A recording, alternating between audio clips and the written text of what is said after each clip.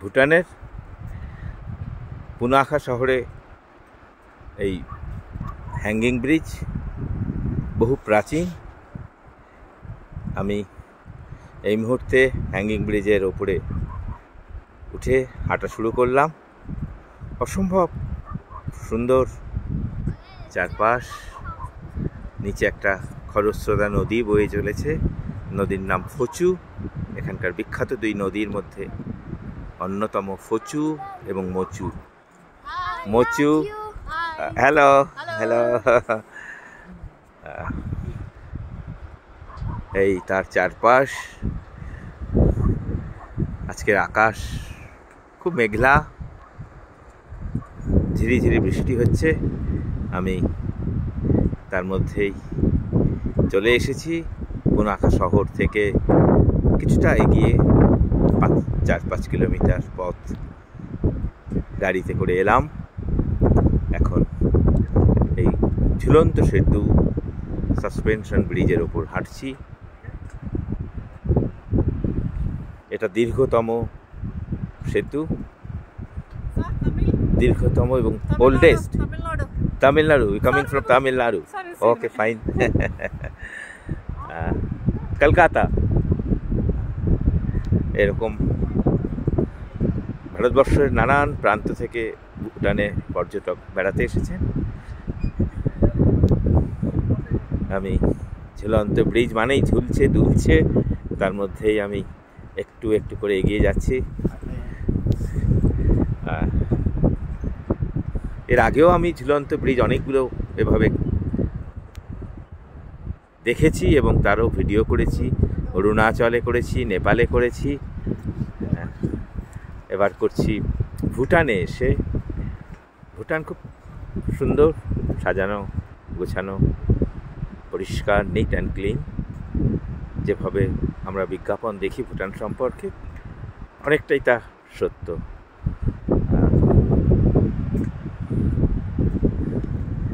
এই বারবার দেখতে ইচ্ছে করে এভাবে, এই পাহাড়, এই খরস্রোতা নদী, ফচু। অদ্ভুত এই দুটো নদীর নাম ফচু এবং মচু। ফচু অর্থাৎ মেল, মচু অর্থাৎ ফিমেল। এই দুই নদীর এখানে মিলন হয়েছে পুনাখার কাছে। পুনাখা জং অর্থাৎ সেই গুম্ফা, সেখানে দেখলাম আজকে। সেটাও খুব সুন্দর জায়গা।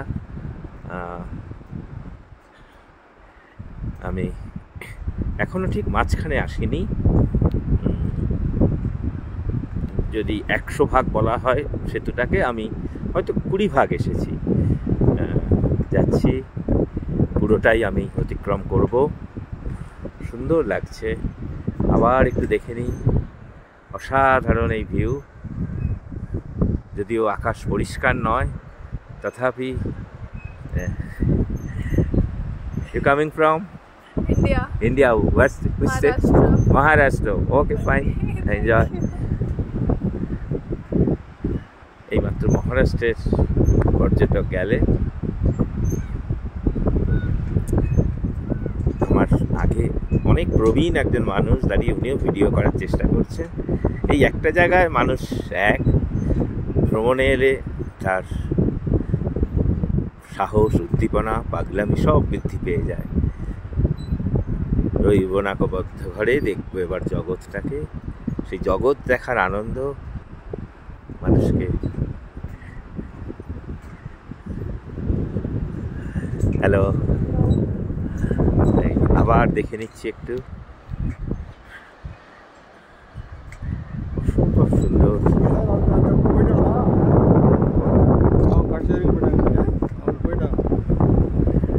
এই আমি নদীর জলের কাছে এতক্ষণে এলাম।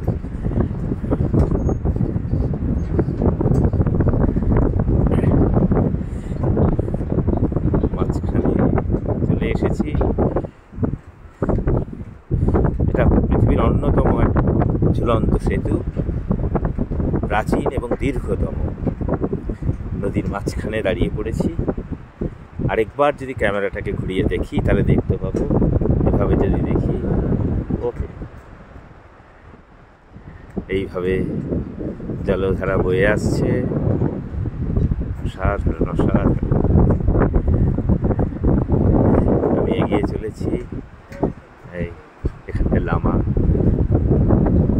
তারাও দেখতে এসেছে।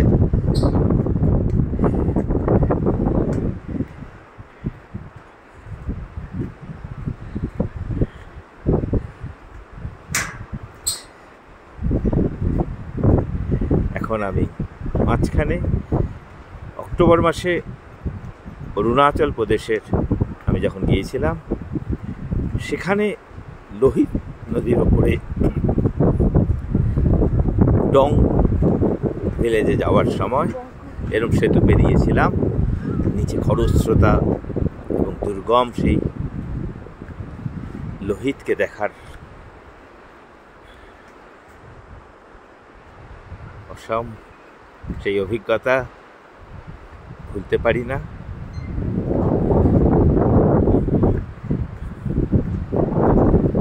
আমি মাঝখানে দাঁড়িয়ে যদি একবার দেখি আবার, তাহলে এরমভাবে দেখা যেতে পারে সেতুটাকে।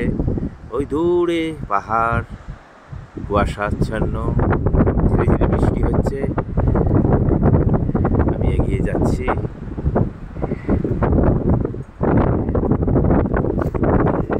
খুব হাওয়া দিচ্ছে।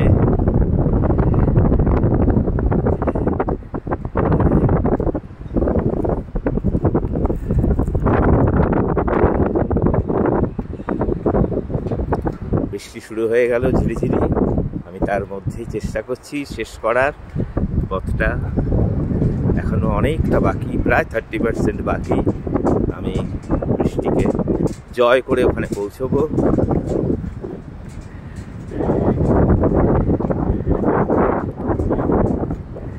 বৃষ্টি চলে নেমে গেল।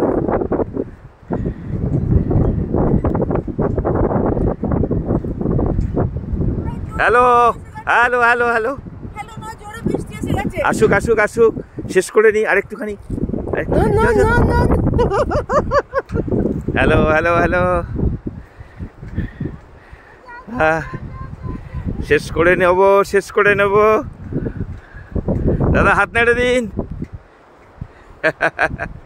ভিডিও করছি। হ্যাঁ হ্যাঁ, এসে গেছি। আর 10% বাকি আছে। বৃষ্টি শুরু হয়ে গেছে, হাওয়াও দিচ্ছে প্রবল।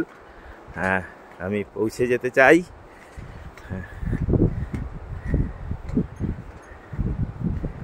অনেক রোমাঞ্চ, দারুণ। আবার একটা ঝুলন্ত সেতুকে অতিক্রম করার আনন্দ। হ্যাঁ, শেষ করে এনেছি।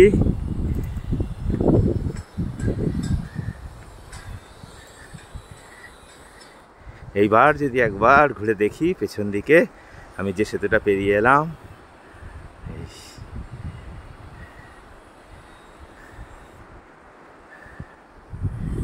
এই তার শেষ সিঁড়ি। আমি এখানে দাঁড়াবো, তারপর আবার ফিরে যাব একই পথ ধরে।